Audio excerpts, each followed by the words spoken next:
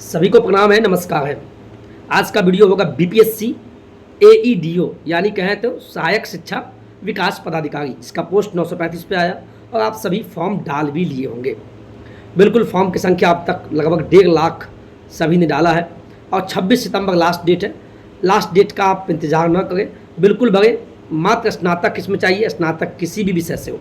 इसी को लेकर मैं फिर से बता दूँ, ये करंट पब्लिकेशन का पतली सी बुक है बीपीएससी एईडीओ के लिए। आप इसको ले, सिलेबस पे आधारित है। जहाँ जहाँ से प्रश्न पूछ रहा है उस पे ये आधारित है। हम आपको सिलेबस दिखाते हैं, फिर आपको पता चलेगा वाकई में इसमें 10 सेट है और वो भी व्याख्या के साथ। बाकायदा आप इसको देखिएगा तो आपको समझ में आएगा नहीं।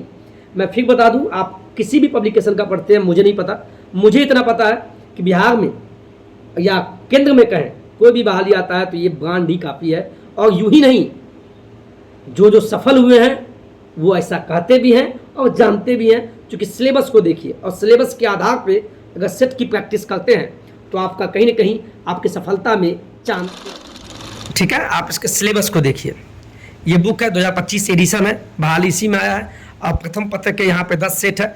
चूँकि इसमें पता है सामान्य भाषा में आपको 30% लाना ही होगा पास के लिए। इसके बाद 2 ये सामान्य अध्ययन 100 और यहाँ सामान्य योग्यता से आपको 100 प्रश्न पूछे जाएंगे। दोनों मिला के 100 + 100 200 से आपका मेरिट बनेगा।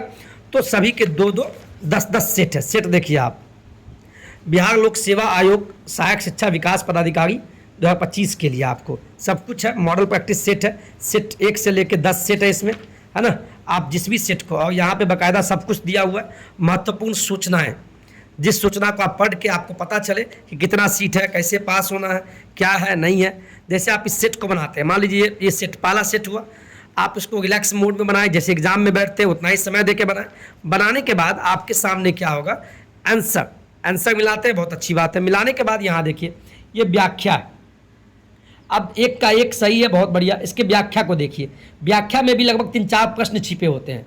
कहने का मतलब हुआ व्याख्या को देखना है और जो क्वेश्चन गलत हो जाए या छूट जाए उस पर गोला लगाइए और बार बार रिवीजन का मकसद ये नहीं कि किताब खरीद के अपने घर में रख लीजिए, बिल्कुल नहीं। मुझे उम्मीद है कि जब किताब लेते हैं तो ये आपका साथी होता है और ये आपका माध्यम होता है। बस एक किताब को आप अच्छे से पढ़िए, बिंदास पढ़िए और लगन से पढ़िए। पढ़ने का मन किसी को नहीं होता है, ठीक है। किताब आपकी सफलता में सहायक की भूमिका अदा करता है, याद रखिएगा।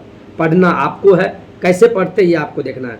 और सिलेबस आधारित ये बुक है, तो आंख बंद करके इसको विश्वास के साथ लीजिए, ऊपर वाले पे विश्वास कीजिए, सब कुछ अच्छा रहेगा।